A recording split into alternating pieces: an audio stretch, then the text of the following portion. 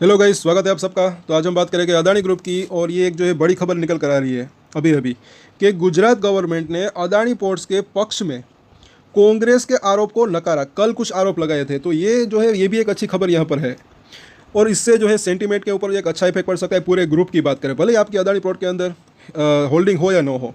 लेकिन एक चीज़ और है कि आपकी अगर चाहे तो इसके ऊपर अपनी नज़र बना के रख सकते हैं। और मुझे ऐसा लग रहा है कि जो है मीडियम टू लॉन्ग टर्म की बात करें तो इसके अंदर एक अच्छी तेज़ी की संभावना रह सकती है। साथ साथ इसके अंदर थोड़ा सा रिस्क जो है वो भी कम दिख रहा है। मुझे ऐसा लग रहा है कि इसके अंदर रिस्क कम हो सकता है। So risk to reward ratio की बात करें तो भी ये अच्छा हो सकता है। और गिरावट अगर कोई आती है तो इसके ऊपर आप अपनी नज़र बना के रख सकते हैं किसी भी रीज़न से, मतलब कि अगर मार्केट के अंदर अगर बात करें। खबर क्या है ये ज़रा देखें। कल आरोप कुछ लगाए थे कि गुजरात की भाजपा सरकार ने बुधवार को कांग्रेस नेता जयराम रमेश के इस आरोप का खंडन किया कि उसकी प्रस्तावित नीति अदानी समूह के पक्ष में है, और दावा किया कि यह सभी बंदरगाह संचालकों पर समान रूप से लागू होगी। सरकार ने यह भी कहा कि बंदरगाह संचालकों को रियायत प्रदान करने के लिए 50 वर्ष की कोई अधिकतम स्वीकार्य अवधि नहीं है, जैसा कि रमेश ने एक्स पर अपने पोस्ट में दावा किया है।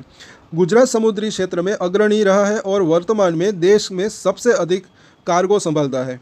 बूट नीति 1997 के आधार पर गुजरात समुद्री बोर्ड पर जीएमबी ने 30 साल की प्रारंभिक अवधि और निजी और संयुक्त क्षेत्र के माध्यम से बंदरगाहों के विकास के लिए बाद में आगे विस्तार के प्रावधान के साथ विभिन्न रियायत समझौते किए हैं, बयान में कहा गया है।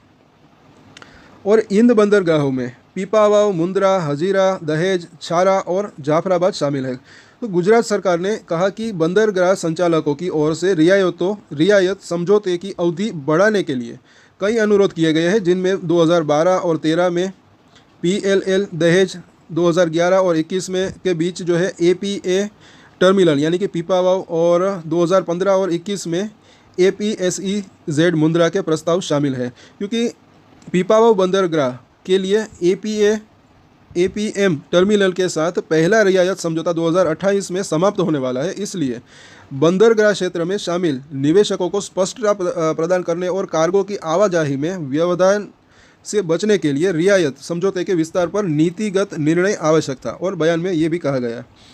सो जीआईडीबी यानी कि गुजरात औद्योगिक विकास बोर्ड अधिनियम के अनुसार 50 वर्ष की कोई अधिकतम स्वीकार्य अवधि नहीं है। ओडिशा, तमिलनाडु, आंध्र प्रदेश जैसे कई अन्य तटीय राज्यों में बंदरगाह रियायत अवधि 30 से 99 वर्ष तक है। जीएमबी का प्रस्ताव इसके बोर्ड की उचित मंजूरी प्राप्त करने के बाद सरकार को प्रस्तुत किया गया था। सरकार ने कहा कि बयान में कहा गया है कि रमेश ने जो दावा किया था उसके विपरीत प्रस्तावित नीति एक बंदरगाह संचालक को लाभ पहुंचाने के बजाय सभी बंदरगाह संचालकों पर समान रूप से लागू होगी, और सभी मौजूदा बंदरगाह संचालक इस नीति से लाभ उठा सकते हैं, और इसलिए एकाधिकार का कोई सवाल ही नहीं उठता है। सो ये इसके ऊपर आप मतलब कि देख सकते हैं, जैसे कि ये लोग मतलब कि कई बार इन्होंने आरोप लगाया है कि मतलब आप देख सकते हैं। अब आगे चलिए देखते हैं कि यहाँ पर अगर देखते हैं तो ये थोड़ा सा ये कट रहा था। अब यहाँ से हम शुरुआत करते हैं आगे कि बयान में कहा गया है कि प्रस्तावित नीति पर विचार विमर्श की प्रक्रिया कई साल पहले बंदरगाह डेवलपर्स के अनुरोध पर शुरू की गई थी, जिनकी रियायत अवधि अगले दशक में समाप्त हो रही थी। और जैसा कि आरोप लगाया गया है कि इस प्रक्रिया में कोई जल्दबाजी नहीं थी। बयान में कहा गया है कि इसके अलावा आज तक सरकार द्वारा विस्तार पर कोई नीति घोषित नहीं की गई है। प्रस्तावित नीति अभी भी विचाराधीन है, और इसलिए जीएमबी असत्यापित निराधार आरोपों को दृढ़ता से खारिज करता है। और ये जो है काफ़ी अच्छी बात यहाँ पर गुजरात सरकार ने की। आगे देखें आखिर में कि इससे पहले दिन में रमेश ने आरोप लगाया कि गुजरात सरकार राज्य के बंदरगाह क्षेत्र में एकाधिकार हासिल करने के लिए अदानी पोर्ट्स की मदद कर रही है। जैसे कि मतलब कि कई बार इन्होंने इस तरीके की तो बात की है। इसके ऊपर आपका क्या ख्याल है, नीचे कमेंट ज़रूर करें। और अदानी पोर्ट के ऊपर आप जो है नज़र बना के रख सकते हैं। अगर आप मतलब कि बाइंग भी करना चाहें तो कर सकते हैं अपने मतलब कि मर्ज़ी से। और मुझे ऐसा लग रहा है कि इसके अंदर एक अच्छी तेज़ी आ सकती है। कांग्रेस के संचार प्रभारी महासचिव ने दावा किया कि गुजरात सरकार निजी बंदरगाहों को बिल्ड ऑन ऑपरेट ट्रांसफ़र के आधार पर 30 साल की रियायत देती है, जिसके बाद स्वामित्व सरकार को हस्तांतरित हो जाता है। उन्होंने कहा कि इस मॉडल के अनुसार अदानी पोर्ट्स वर्तमान में मुंद्रा, हजीरा और दाहेज बंदरगाहों को नियंत्रित करता है, लेकिन 2024 के लोकसभा चुनावों से पहले अदानी पोर्ट्स ने जीएमबी से रियायत अवधि को 45 साल बढ़ाकर कुल 75 साल करने का अनुरोध किया। रमेश ने दावा किया कि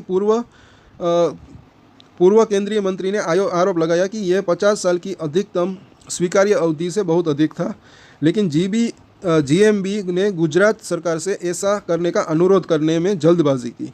जीएमबी इतनी जल्दी में था कि उसने अपने बोर्ड से मंजूरी लिए बिना ऐसा कर दिया, जिसके परिणाम स्वरूप फाइल वापस आ गई।